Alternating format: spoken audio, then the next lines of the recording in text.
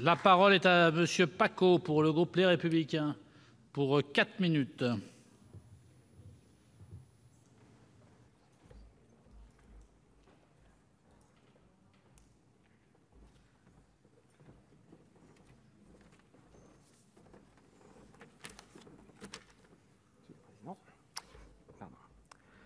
Monsieur le Président, Madame le Ministre, Madame la Présidente de la Commission de la Culture, Monsieur le Président de la Commission des Lois, Monsieur le rapporteur, chers collègues, la calomnie, Mesdames et Messieurs les sénateurs, vous ne savez guère ce que vous dédaignez. J'ai vu les plus honnêtes gens près d'en être accablés. Croyez qu'il n'y a pas de plate méchanceté, pas d'horreur, pas de contes absurdes qu'on ne fasse adopter aux oisifs d'une ville en s'y prenant bien. Vous connaissez tous cette tirade de Beaumarchais. Alors oui, la manipulation, oui, la mystification, la mauvaise information, le complotisme, le conspirationnisme sont une véritable lèpre, un poison dont le venin peut éroder effectivement le marbre des statuts de la République et de la démocratie. C'est vrai. Mais ce texte, j'allais dire votre texte, Madame le Ministre, se veut un bouclier face à la capacité de nuisance, face à la puissance de conviction des nouvelles sources d'information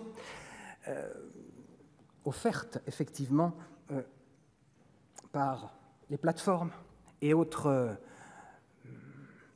algorithmes dont la substance alchimiques particulièrement compliquées, effectivement, doivent être prises en considération. Mais cette proposition de loi, si elle pose un vrai problème, elle n'apporte en aucun cas la bonne réponse.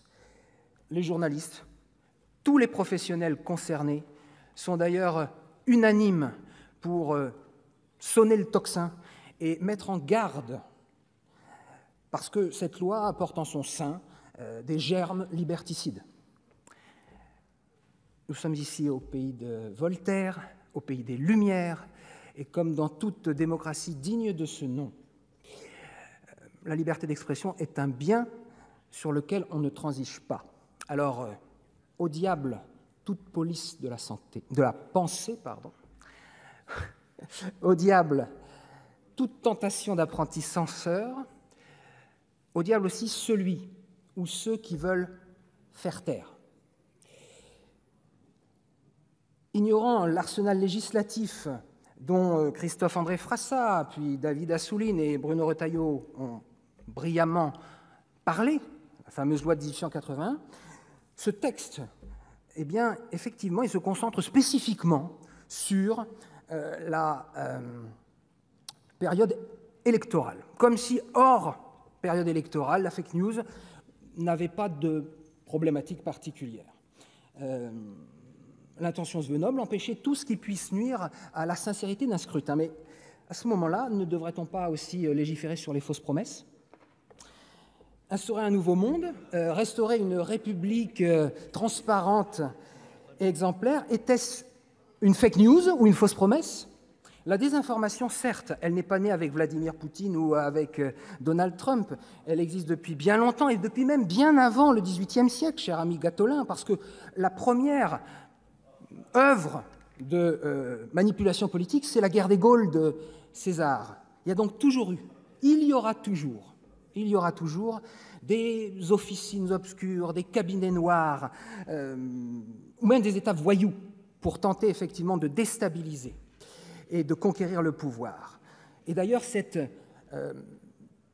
on peut dire qu'une tentative de déstabilisation ainsi est une information en elle-même puisqu'elle révèle une ADN où le mensonge, la malhonnêteté sont présents. Alors contre les fake news, et je terminerai par là, contre les fake news, il n'y a en fait qu'un seul véritable moyen de lutter, c'est l'éducation. Éduquer, éduquer, éduquer. Alors éduquer, c'est d'abord maîtriser. Oui, j'en ai pour quelques secondes. Non, quelques secondes parce que sinon j'arrête. Merci. Effectivement, maîtriser d'abord les savoirs fondamentaux, transmettre de la culture générale, aussi transmettre la connaissance du numérique. Et à ce sujet, il est évident que la prochaine réforme du baccalauréat et du et de la réforme du lycée auront une importance considérable. Merci, cher collègue. Une phrase, Monsieur le Président. Une seule.